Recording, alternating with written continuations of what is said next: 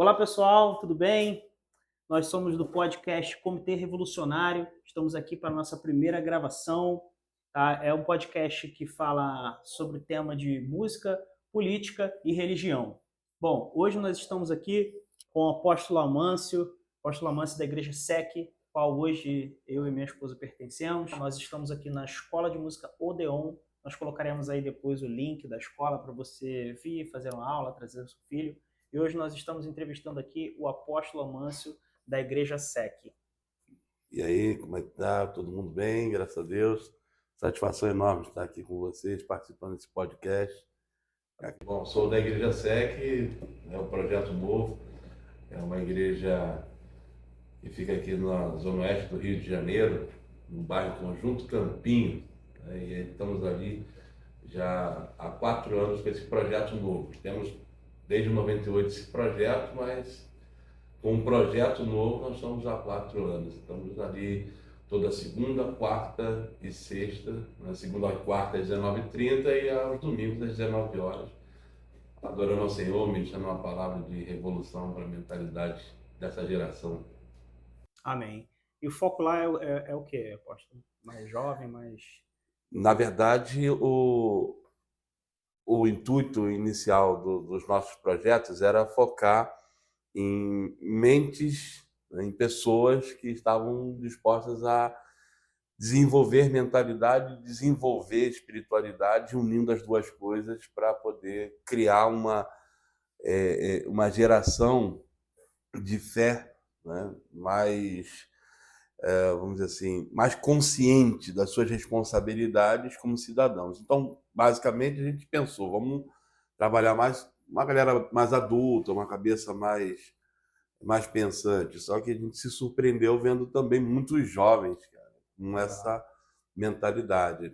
Ou seja, a gente queria, particularmente numa utopia inicial, elitizar o negócio, mas não nos foi permitido isso. O controle é de Deus, né? O controle é de Deus. E a gente se surpreendeu porque a gente viu muitos jovens interessados em questões, né, e abordagens que não eram comuns aos jovens, né? A gente vê jovens participando de cultos de discipulado com estudos, né, aprofundados e eles interessados, querendo mais e mais e mais. Legal. Então, uma igreja voltada assim para o despertar, né? Despertar. Cristão, né? Legal.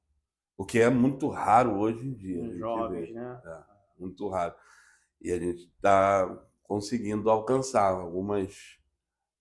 algumas classes assim jovens, né, adolescentes.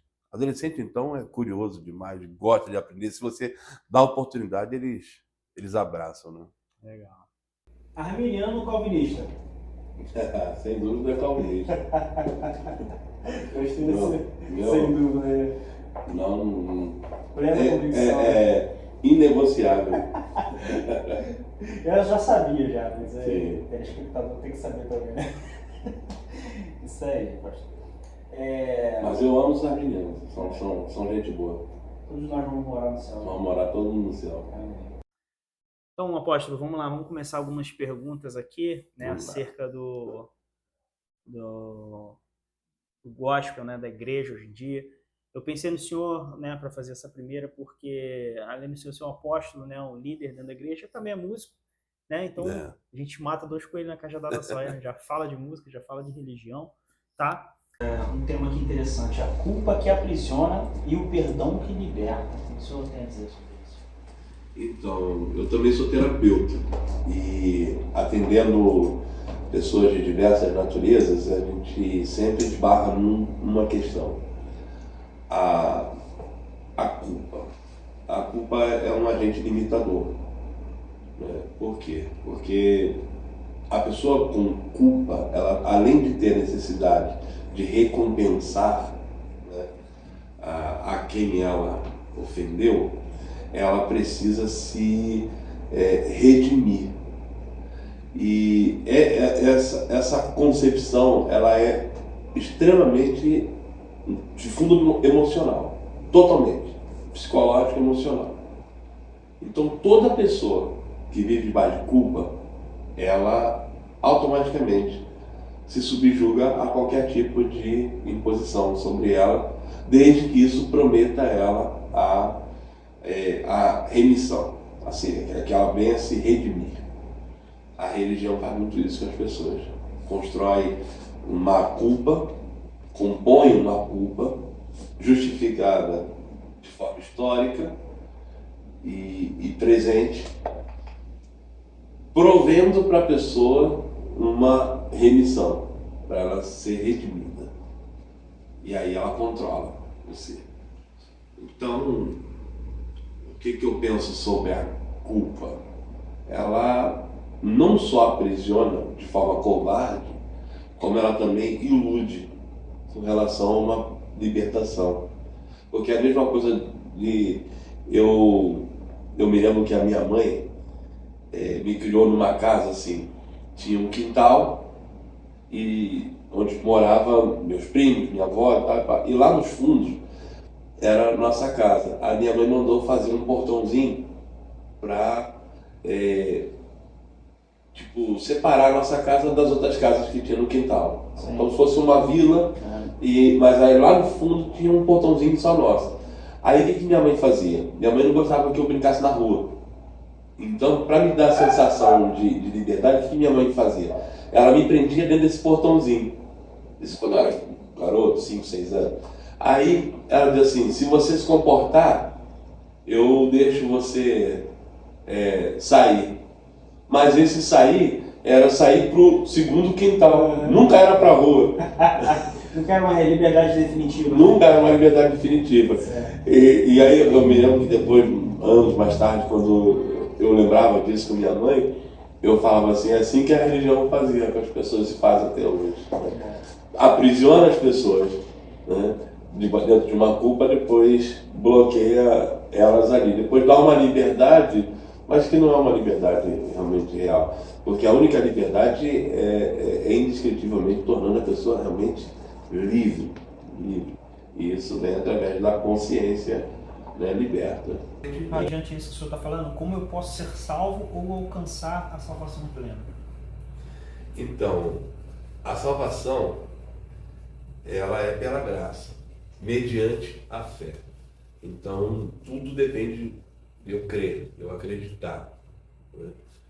Eu imagino na salvação como uma oportunidade que eu tenho, mas eu preciso acreditar nela. Eu preciso confiar nela e em quem me deu essa salvação. Cristo conquistou essa salvação através de um sacrifício, através de uma obra de redenção. Essa obra de redenção foi consumada na cruz, ponto. Ali eu estou determinado à salvação, vamos dizer assim, estou predestinado à salvação. Essa palavra predestinação, ela durante muitos anos, ela confundiu a cabeça de muita gente, né? Porque muitos entendiam que a predestinação, então não preciso fazer nada para ser salvo e tal. Pelo contrário, há um processo, né? Romanos 8,30 fala sobre aos que predestinou, a esses também chamou, os que chamou, a esses, né, justificou, os que justificou, a esses também glorificou. Ou seja, é um processo, né? Eu sou predestinado a algo, eu sou predestinado a ser um vencedor. Então eu tenho um caminho, né, de vitória garantido para mim. Então eu tenho que trabalhar, eu tenho que me esforçar, eu tenho que me dignificar para aquilo para o qual eu fui predestinado, né? Então a salvação é a mesma coisa. Jesus veio e trouxe a salvação. Aí ele diz, aquele que crê, né, será salvo. Então crer seria um processo? É o passo do processo, do chamado, porque eu fui predestinado e eu sou chamado. Na medida que eu sou chamado, eu agora tenho uma oportunidade de aperfeiçoar, né, a minha jornada para chegar até onde eu tenho que chegar, que é a salvação. Meu objetivo é chegar à salvação. Então, o primeiro passo vai ser, da minha parte, crer. Somente isso. Agora as pessoas falam, mas só isso? Só que crer é complicado. Eu estava pensando num filme, a gente estava comentando aqui em off, que eu gosto de assistir filme, mas nunca lembro o nome de filme, nem nome de personagem e tal. Mas eu me lembro bem de uma história de um filme que tinha uma galera que estava presa num ambiente e eles guerreavam ali e tal, entre eles, e eles estavam presos tentando se libertar, e alguns diziam, não vamos fugir, outros, não vamos fugir, e eles viviam numa contenda muito grande, até que depois de um tempo eles resolveram fugir. E o desfecho do filme se dá em cima disso, que quando eles conseguem fugir, eles descobrem que não tinha ninguém prendendo eles. Que na verdade quem havia aprisionado eles já tinha abandonado aquilo ali, já tinham ido embora, a cidade já estava deserta, eles estavam presos ali há anos e imaginando que estavam presos, quando na verdade já não tinha ninguém mais prendendo eles.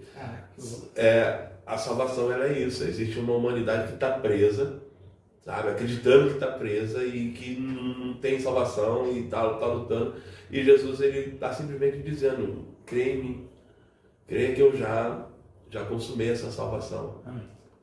E a partir dessa salvação, eu agora estou livre. E aí? Aí agora que começa. É onde muita gente acha que por crermos na salvação pela graça, nós cremos numa salvação fácil. Não é bem isso. Né? Não é fácil tomar conhecimento da salvação. Mas agora vem o processo, como o Paulo disse. Uma vez perguntaram para o apóstolo Paulo, já que somos salvos, nós podemos pecar? Paulo responde, como viveremos para o pecado, nós que para ele morremos? Não tem como. Então, eu tenho que agora agir como salvo. E agir como salvo se eu mentia, não minto mais. Se eu roubava, não roubo mais. Se eu adulterava, não adultero mais. Eu tenho todo um processo para poder me dignificar a essa salvação. Porém, não é nada do que eu faço que me torna salvo, porque a salvação não é pelas obras para que ninguém se glorie, para que ninguém depois bata no peito dizendo, eu sou salvo, eu consegui me salvar. Né? O próprio ladrão na cruz, ao lado de Jesus, ele disse, se tu puder, lembra de mim quando entrares no teu reino, ou seja, porque eu não tenho o que eu possa fazer aqui para me salvar, mas tu pode me salvar. E Jesus deu a ele essa salvação. Ele não precisou passar pelo processo como nós. Sim. Eu conheço pessoas que se renderam a Cristo, creram em Jesus em leito de morte. Eu vivi essa experiência já com algumas pessoas, né? Pelo menos umas 4 pessoas ao longo dessa minha caminhada. E a gente até diz assim, pô, qual um grande privilégio teve essa pessoa, né? De receber Jesus e partir para a glória, porque não teve, né, tempo de se corromper. Né? E a corrupção, ela não vai gerar na tua vida a perda da salvação. Né? Ela vai gerar dores, porque aquele que é nascido do Espírito, ele vive para o Espírito. Então, se ele se corromper, o Senhor não vai abrir mão dele. Deus não vai abrir mão dele. Você vai ter que passar pelo processo da tua santificação, porque Deus não vai abrir mão, porque a salvação é um dom. E a Bíblia diz que os dons e as vocações do Senhor são irrevogáveis. Ele disse, as minhas ovelhas estão na palma da minha mão. Da minha mão ninguém as arrebatará. Então, o que você acha que Deus vai fazer com um filho que simplesmente se corrompeu e se afastou? E Deus também não está chegando o tempo dele. Ele vai entregar esse filho ao inferno, à condenação eterna? Ele não vai fazer isso. Ele vai fazer o processo que a gente está acostumado a ouvir tantas vezes as pessoas falar. Aquele que não vem pelo amor, vem pela dor. Mas tem que vir, porque uma coisa é fato. Aquele que ele salvou, ele não vai deixar se perder. As pessoas ficam muito naquela assim, qual a sua opinião? Qual a sua opinião? Eles ficam atrás de opiniões, em vez de ir atrás de o que a Bíblia diz. O que a Bíblia fala sobre isso. Né? Aquele livro, A Seus Passos, que Jesus faria, mostra um cenário assim, de pessoas que viviam cometendo erros, né? na família, na profissão, na política, em diversas áreas, e cada um justificava seus erros em cima de axiologia, né? De eu acho. Mas aí quando alguém chega na cidade, naquela congregação e diz, e se nós fizéssemos assim, perguntássemos o que Jesus faria, como nós iríamos proceder? E aí saiu todo mundo dali louco, por quê? Porque agora eles não tinham que mais se colocar diante do que eles achavam, que eles acreditavam certo, né? Eu me lembro que tem uma cena, esse livro virou filme, aí tem uma cena que tem uma pessoa que ela dirige um jornal, né? E esse jornal ganha dinheiro para poder fazer negociações políticas. E ele sempre fez isso e nunca achou aquilo um problema. E de repente veio alguém fazer uma negociação para fazer uma divulgação política sobre um político que na verdade estava sendo um péssimo político para a sociedade. E para ele nunca teve problema em tomar partido daquele camarada, porque ele ganhava dinheiro daquele camarada. Mas de repente ele teve que se fazer essa pergunta: se fosse Jesus, o que Jesus faria? E aí ele teve que recusar. Caraca. Esse é o problema Qual da. filme? Há seus passos que Jesus faria. Tem um livro e tem o Tem o filme. livro e tem o filme, mesmo O filme de 2010. Quem tá falando aqui é o nosso cameraman, dono da escola de música, Gabriel. Sem ele, a Catherine, sua esposa, não estaríamos funcionando, né? Exatamente. Isso aí. E só mais um adendo sobre o livro, que Sim. o senhor falou, A Vida Cristã Equilibrada, o autor é Watchman Nee. É o Watchman Watchman também. Muito bem. Pra falar em livro, Apóstolo, o senhor tem 4 livros, né? Não, eu publicado tenho um livro. Publicados. Que é Mais Saúde Emocional. E eu tenho outros que ainda estão por ser publicados, que é 40 Dias e 40 Noites. E vou publicar agora, o ano que vem vai ser lançado, ano que vem, o meu livro Cuide da Sua Vida. Legal. São mais voltados qual é o assunto deles? São assuntos diferentes. Segue um princípio bem diferente. O Mais Saúde Emocional, que foi lançado em 2024, não, 2024, não, 2022. Em 2022 eu lancei o Mais Saúde Emocional. Ele é voltado ao autoconhecimento, Sim. né? Ao autoconhecimento pela luz da Bíblia também. Legal. Terapêutico. Terapêutico. À luz da Bíblia. Isso, terapêutico à luz da Bíblia. Interessante, né? A gente está vivendo uma sociedade hoje que Demais. ajuda muito, né? E Bom, esse livro tá à venda? sim, esse está à venda. Tem no Mercado Livre, tem nas minhas redes sociais, o pessoal consegue encontrar. Então, pessoal, no final, a gente vai colocar aqui na parte de baixo do vídeo, tá? O link para compra, quem quiser, é interessantíssimo, tá? O assunto que hoje realmente faz parte do nosso cotidiano, né? Infelizmente não deveria, né? Mas faz hoje muito parte do nosso cotidiano. A ideia desse livro foi desmistificar algumas tendências emocionais que nós temos, de ansiedade. Sim. E depressão, doença do século, a construção dos pensamentos, né, que são os mitos, que a gente às vezes ignora um pouco isso e a gente acaba adoecendo e acreditando que não tem solução. Ou que a solução é só remédio e psicólogo, né? Ou é só a fé e só a oração. Só a fé, Não pode ser só uma coisa e também não pode ser só a outra. Sim. Nós temos que aprender a sermos seres completos e completarmos tudo, né? Fazemos uma coisa, sermos um ser completo, ou seja, tratar do corpo, tratar do espírito, tratar da alma A também. fé, ela entra ali quando realmente a coisa parece impossível a ciência, né? Isso. 40 Dias e 40 Noites, eu lancei ele como um artigo há muitos anos atrás e a gente está com um projeto de, no ano que vem também, lançar ele em livro. A gente tentou lançar ele em PDF, mas depois a gente resolveu guardar ele para lançar em livro. E ele já trata de uma experiência diária, que é como se fosse um manual de 40 dias de oração e de busca. Se eu tivesse tido a chance que Moisés teve de ficar 40 dias, né, como Jesus também ficou e tal, e eu falei, pô, mas eu não tenho condições de me clausurar em um lugar 40 dias, mas eu poderia me clausurar na palavra. E aí eu fui buscar na palavra, e eu fui, sabe? Aí eu fui escrevendo tudo que eu fui entendendo sobre aquele processo, e aí eu consegui capturar 40 mensagens específicas para 40 dias. Cara, E aí eu escrevi isso e... Ficou como se fosse uma mensagem por dia, né? Isso aí, exatamente. E agora, o Cuide da Sua Vida, esse é o mais esperado para lançar. Porque eu, na verdade, eu comecei a escrever esse livro já tem uns 5 anos. mas eu só consegui concluir ele, na verdade, esse ano eu consegui concluir, e foi por uma questão de luto. Porque eu comecei a escrever ele, mas aí mais saúde emocional entrou, aí a editora, né, minha editora, a editora Lucel, ela resolveu lançar por causa da necessidade, da demanda, lançou primeiro mais saúde emocional, mas a minha ideia era lançar o Cuide da Sua Vida no sentido de você se cuidar emocionalmente também e tal. Só que eu fui, né, colocando ali, fui escrevendo meus pensamentos, sentimentos e tal, já não é mais um livro tão terapêutico.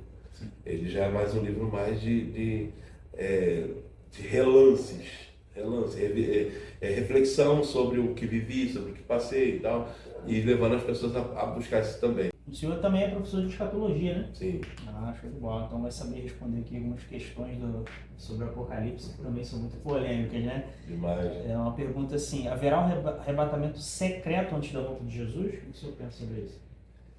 Sim, a vinda de Cristo, ela não está relacionada à salvação da igreja.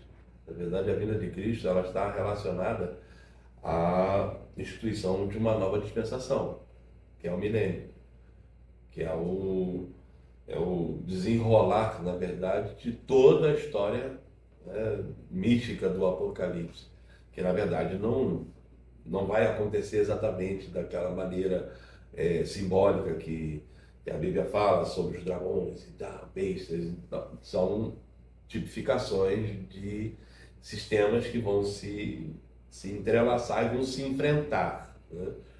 Mas a igreja, ela viverá o arrebatamento.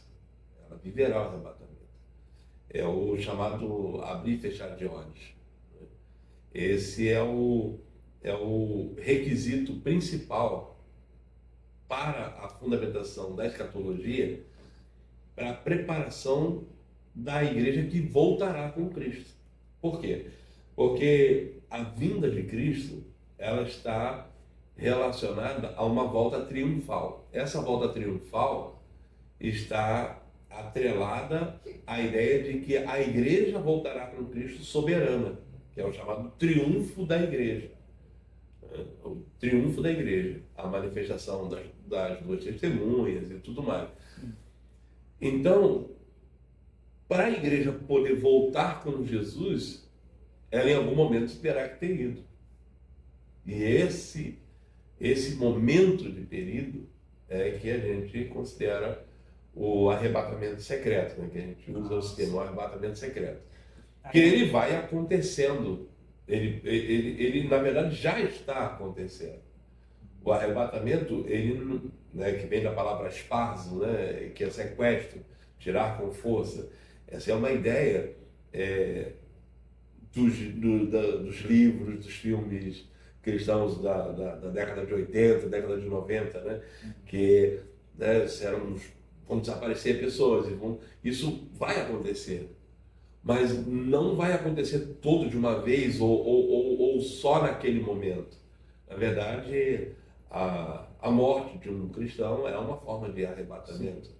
Então ela está acontecendo ao longo dos anos, né? Só que ela vai se completar, como Paulo disse, que aqueles que, né, que morreram em Cristo ressuscitarão primeiro para fazer parte desse arrebatamento. Por isso que a gente diz que o arrebatamento já está acontecendo e sempre esteve acontecendo desde que o primeiro cristão, né, ele morreu, passou pela morte, ele está acontecendo, né? O cristão, a igreja está sendo removida. Então, cada vez que um cristão morre, a gente... É um tipo de arrebatamento. É um tipo de arrebatamento. Então, se a gente responde a outra pergunta, que seria, quem será arrebatado quando Cristo voltar? A igreja é os que estiverem vivos, né? Aqueles que, naquele momento do ato da consumação, né, os que estiverem vivos. Aí aqueles que já morreram, né, por exemplo, se Jesus volta agora, nesse momento. Nesse exato momento, antes de nós sermos tirados, né, antes do asparso acontecer, antes de nós sermos sequestrados, os que morreram antes de nós, eles vão ressuscitar, né, e se encontrará conosco nos ares. Né? Uma licença poética deu essa liberdade para ele falar, e nós nos encontraremos com ele nos ares para as bodas do Cordeiro. Então, apóstolo, o senhor também é músico, né? Toca baixo, violão, canta também, né? Ministra. O que acontece? A música gospel contém algumas contradições bíblicas, né? Como aquela assim, quem te viu passar na prova não te ajudou, vai ver você na bênção e vai se arrepender, né? Tem aquela também, e plá, plá, plá, plá, e bassuri anderrá, né? Lá bassuri anderrá, não sei.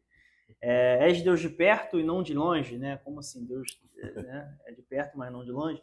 Deus não rejeita oração, né? Oração alimenta. Isso daqui também é muito conhecida. O que o senhor acha assim que chegou o caminho que a música gospel tomou, né? O senhor tem bastante tempo de evangelho, então eu acredito que antigamente, né? Eu também, né, eu sou nascido e criado na igreja, então eu pude ver, eu sou músico também, eu pude ver essa dificuldade, não sei, hermenêutica, exegética, a respeito das composições da música. O que mudou? Assim, Mudou muito, né? O que chegou? Por que a gente chegou nesse cenário? Primeiro, nós estávamos acostumados com uma coisa mais cristocêntrica, né? Que a nossa geração é a geração de música que veio ali dos anos final dos 70, né? No caso a minha, né? Anos 80, aí você já mais nos anos 90, né? Então, Sim. A gente teve uma explosão de músicas cristocêntricas, né? Cláudio Claro, tivemos compositores como Asaf Borba, né? Aquele que também compôs o Quero que valorize o que você tem, você não ser Armando Filho, né? Sim. Então era uma explosão musical, Beno César, né? E faziam canções cristocêntricas. Depois, no meado dos anos 90, começou a vir uma geração mais Marcos Góes, Sim. que já tinha já uma intenção de cantar os sentimentos. Até aí tudo bem, porque começou a surgir músicas de testemunho, músicas de evangelismo, músicas, né, por exemplo, músicas não só com a intenção de proclamar uma adoração, uma exaltação Sim. religiosa, mas como também de testemunhar, né? Como uma canção que eu me lembro muito bem, não lembro quem fez essa canção, mas tocou e cantou-se muito nas igrejas. Você tem valor, essa do Armando Filho, né? Você tem valor, mas tem uma outra que até virou meme na internet alguns anos atrás, com um garoto cantando com a irmã, e aí ele dá um grito. Para a nossa alegria. Para a nossa alegria, né? Os galhos secos de uma árvore qualquer. Onde... Você vai acompanhar, tem um teor mais poético, né? Tal, essa música tem todo um teor poético, mas a ideia era falar sobre sentimentos. E aí a gente volta a bater naquela mesma tecla, que é o que vai no coração das pessoas. Porque se eu vou começar a cantar o que eu sinto, para poder ter uma música de qualidade, eu preciso ter sentimentos de qualidade. O grande problema foi esse. Então, pessoal, estamos chegando aqui ao final do nosso primeiro podcast, tá? Gostaria de agradecer primeiramente ao apóstolo Amâncio por ter nos dado essa honra, né, de fazer o nosso primeiro podcast. Espero que o primeiro de muitos aí, com assuntos sobre música, sobre política, geopolítica, religião, principalmente. Tá? Gostaria também de agradecer a Escola de Música Odeon. Tá? Apóstolo, faz uma consideração final, deixa uma mensagem para os ouvintes, para os amados irmãos em Cristo também. Bom, agradeço demais por ter estado aqui, muito bom, espero poder retornar. E eu quero deixar uma palavra que marcou muito a minha vida nos últimos meses, nos últimos anos, que é um princípio de fé que diz assim: quem para diante do difícil nunca conquista o impossível. É um estímulo de fé embasado na fé em Cristo, que tem nos ensinado a nunca desistir. A maior oportunidade que Deus nos dá é a vida. E enquanto estamos vivos, estamos com grandes possibilidades em nossas mãos. E parar diante de uma dificuldade não nos habilita a avançar. Se mostrares frouxo, né, no tempo da dificuldade, tua força será pouca. Então, eu deixo essa palavra. Não pare diante do difícil, para você conquistar o impossível. Amém. Então é isso aí, galera. Tamo junto. Até o próximo podcast. Obrigado, Costa. Deus Valeu. abençoe.